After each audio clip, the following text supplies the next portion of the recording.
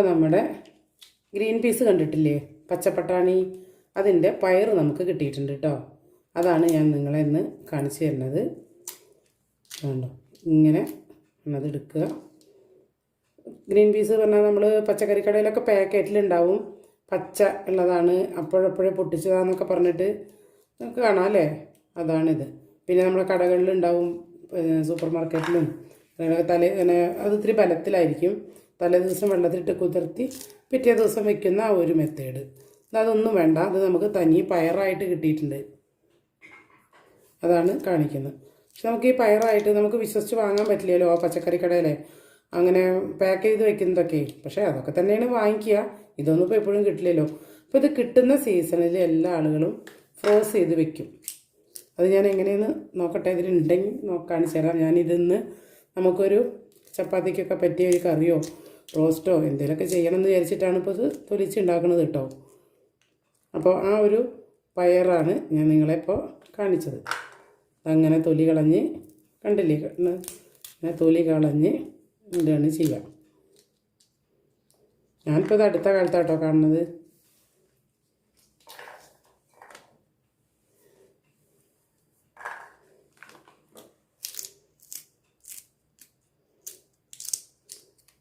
ഇവിടെ അധികം green peas അധികം ആർക്കും അങ്ങനെ ഇഷ്ടമില്ല. പക്ഷേ ഇതാകുമ്പോൾ ചിലപ്പോൾ അത്ര കുറച്ച് നന്നാവും, ഇഷ്ടമാണ്. അപ്പോൾ വല്ലപ്പോഴൊക്കെ നമുക്കിത് എങ്ങനെ വെക്കേണ്ടതെന്നും അപ്പോൾ ഇത് തൊലിക്കുന്നത് കാണിച്ചു തന്നല്ലോ. അപ്പോൾ ഇതൊക്കെ സീസണിൽ കിട്ടുന്ന സമയത്ത് ഇത് ചെയ്ത് വെക്കാട്ടോ. ഒരു കൊല്ലമൊക്കെ വരെ കേട് വരാതിരിക്കുമെന്നാണ് പറയുന്നത്. എടുത്തിട്ട് ഇങ്ങനെ കാണിച്ചാൽ മതി. അപ്പോൾ നമ്മുടെ ബീൻസ് പയറെല്ലാം തൊലിച്ചു. ഇത് ഇത്രയും കിട്ടിയിട്ടുണ്ട്. 2 കപ്പോളം ഉണ്ടാവും എല്ലാം തൊലിച്ചെടുത്തപ്പോൾ. കാരണം നമുക്ക് അതൊരു 1/2 കിലോനാണ് വാങ്ങിച്ചത്. 1/2 കിലോന് 60 രൂപയാണ് കേട്ടോ. ചിലയിടത്തൊക്കെ കുറവുണ്ട് എന്നൊക്കെ പറയുന്നേക്കാം. എത്ര കഴിക്കാൻ ഇഷ്ടമില്ലാത്ത ആളുകൾക്ക് ഇത് കണ്ടാൽ ഇഷ്ടപ്പെടും അല്ലേ.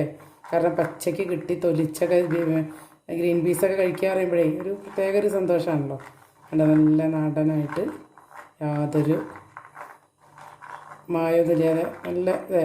അപ്പോൾ നമ്മളിതുകൊണ്ട് ഒരു 1-2 നമുക്കിത് മുഴുവനൊന്നും വേണ്ട. അപ്പോൾ ഇത് 1-2 തരത്തിൽ വെക്കാമെന്ന് വിചാരിച്ചിട്ടാണ്. ആദ്യം നമ്മൾ ചപ്പാത്തിക്കുള്ള ഒരു കറിയോ അല്ലെങ്കിൽ ഒരു റോസ്റ്റ് പോലെ ഉണ്ടാക്കാമെന്ന് വിചാരിച്ചിട്ടായിരിക്കും കേട്ടോ. അപ്പോൾ നമ്മൾ റെസിപ്പിയിലേക്ക് വരാം. നമ്മുടെ വീഡിയോ എല്ലാവരും സബ്സ്ക്രൈബ് ചെയ്യുക, ലൈക്ക് ചെയ്യണമൊക്കെ ഉണ്ടാവുമല്ലോ അല്ലേ, അതിനൊന്നും മറക്കരുത്. അപ്പോൾ നമ്മൾ ഗ്രീൻ പീസ് മസാല എടുക്കട്ടെ കേട്ടോ, ഉണ്ടാക്കാൻ പോവുകയാണ്. അപ്പോൾ നമ്മളിതിന് 1 കപ്പ് ഗ്രീൻ പീസ് കൊണ്ടാണ് ഉണ്ടാക്കാൻ പോകുന്നത്. കണ്ടോ. അപ്പോൾ അതിലേക്ക് വേണ്ടി ഞാൻ 2 ഇടത്തരം സവാള എടുത്തിട്ടുണ്ട്, തക്കാളി, ഒരു 3-4 ഒരു ചെറിയ വെളുത്തുള്ളി, ഒരു കഷ്ണം ഇഞ്ചി, 2 പച്ചമുളകാണ് വേണ്ടത്. അപ്പോൾ അതൊക്കെ റെഡിയാക്കിയിട്ട് വരാം. ഇതൊന്ന് നമ്മൾ കഴുകി കുക്കറിൽ വെക്കാം കേട്ടോ. അപ്പോൾ നമ്മൾ ഈ കടല കഴുകി കൊണ്ടുവന്നിട്ടുണ്ട്, ഇതിനകത്തേക്ക് ഇട്ടു. പിന്നെ നല്ലോണം ശ്രദ്ധിക്കണം, കുക്കറിൽ ഒറ്റ വിസിലും അപ്പം തന്നെ ഓഫാക്കണം, അല്ലെങ്കിൽ വെന്ത് അളിഞ്ഞു കഴിഞ്ഞാൽ ഒന്നിനും നന്നാവില്ല കേട്ടോ.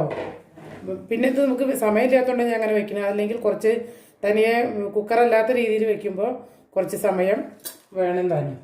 അതാണ് ഞാൻ ഇങ്ങനെ. അപ്പോൾ നമുക്കിതിന് ആവശ്യമുള്ള കുറച്ച് ഉപ്പിട്ട് കൊടുക്കുക. ഇനി കുറച്ച് പഞ്ചസാര ഇടുന്നുണ്ട് കേട്ടോ. എന്തിനറിയാം, ഈ പച്ച നിറം പോവാതിരിക്കാനും. പിന്നെ ബീൻസിന് കുറച്ച് നല്ലതാണ് ഈ പഞ്ചസാര. അത് ഒരു സ്വല്പം വെള്ളം, കുറച്ച് മതി, ഇത്രയല്ലേ ഉള്ളൂ, മനസ്സിലായോ.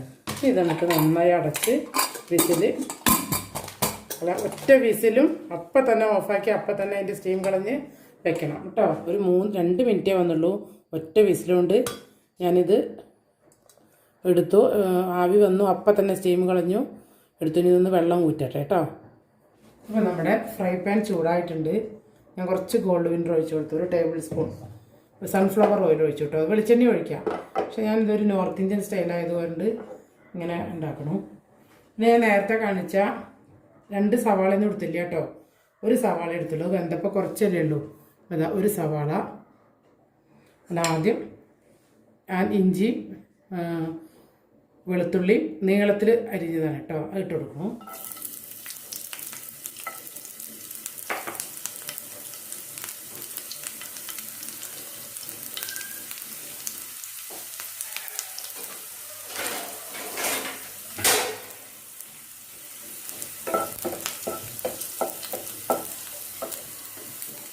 ഇനി നമ്മൾ ഈ സവാള ഇട്ട് കൊടുക്കുകയാണ്.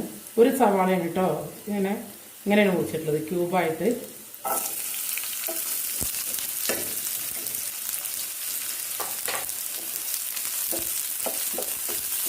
തീ കുറച്ചിട്ട് കൊടുക്കാം. ഇതിൽ ഒരു സ്വല്പം ഉപ്പിട്ട് കൊടുക്കാം.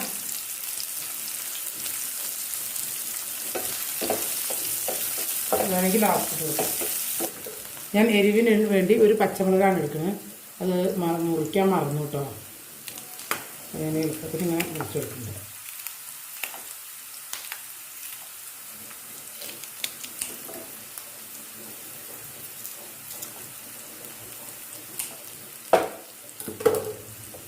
നന്നായി എടുക്കുക.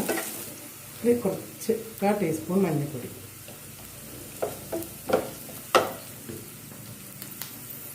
സാധാ 1 സ്പൂൺ മല്ലിപ്പൊടി,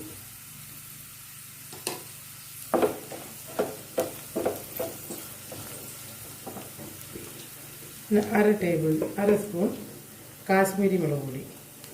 മുളക് പൊടി വേറെ ഇടണില്ല കേട്ടോ, തന്നെ ഇടുന്നുള്ളൂ. ഇത് നോർത്ത് ഇന്ത്യൻ ഗരം മസാല പൊടിയാണ് കേട്ടോ. ഇത് ഞാൻ ഇവിടെ വീട്ടിൽ പൊടിച്ച തന്നെയാണ്. നമ്മുടെ ഇവിടെ നമ്മളുണ്ടാക്കുന്ന സാധാരണ ഗരം മസാല അല്ല, ഗരം മസാലപ്പൊടി. എല്ലാവരും പറയില്ലേ നോർത്ത് ഇന്ത്യൻ ഡിഷ് നമ്മൾ എത്ര ഉണ്ടാക്കിയാലും ഇവിടുത്തെ പോലെ വരില്ല. അതതിലെ മസാലയുടെ പൊടിയുടെ വ്യത്യാസമാണ് കേട്ടോ. ഒന്ന് മണം, പച്ചമണമൊക്കെ പോട്ടെ. ഇത് നമുക്കിതിന് ഞാൻ ഒരു തക്കാളിയിലേ കാണിച്ചത്, ഇതിൻ്റെ പകുതി ഇടുന്നുള്ളൂ കേട്ടോ.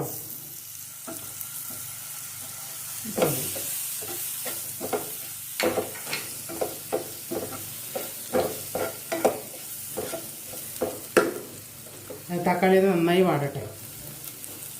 നന്നായി വാടിയിട്ടുണ്ട്. ഇതിൽ സ്വല്പം വെള്ളം ഒഴിച്ച് കൊടുക്കുക. ചാറൊന്നും വേണ്ട കേട്ടോ, അതൊക്കെ ഒന്ന് വേവാൻ വേണ്ടിയിട്ട്.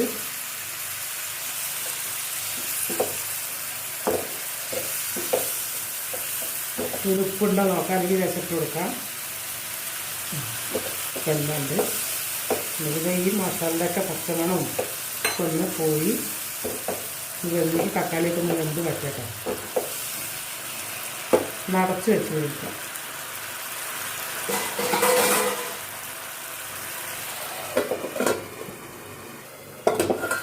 തുറന്ന് നോക്കട്ടെ.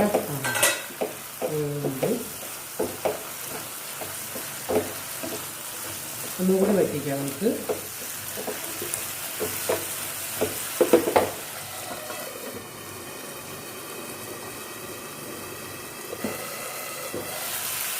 വറ്റിക്കട്ടെ. നമുക്ക് ഇതിലാണ്ട് ഇട്ട് കൊടുക്കാം. ഈ ഗ്രീൻ പീസ് വെള്ളം മാറാൻ വെച്ച് കൊടുത്തിരിക്കുകയാണ്. ഇത് നമുക്കിതിലിട്ട് കൊടുക്കാം.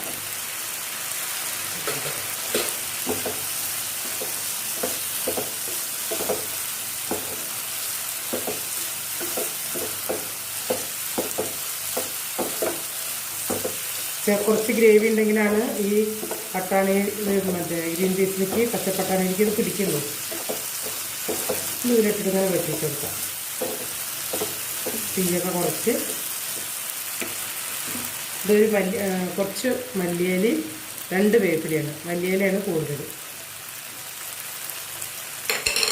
ഇട്ട് കൊടുക്കാം.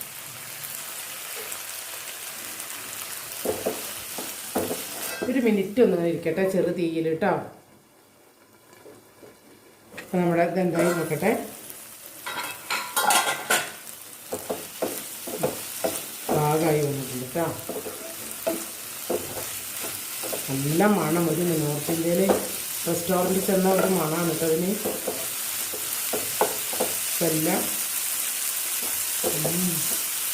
എല്ലാം ഉണ്ട്. ഇനി നമുക്ക് ഓഫാക്കി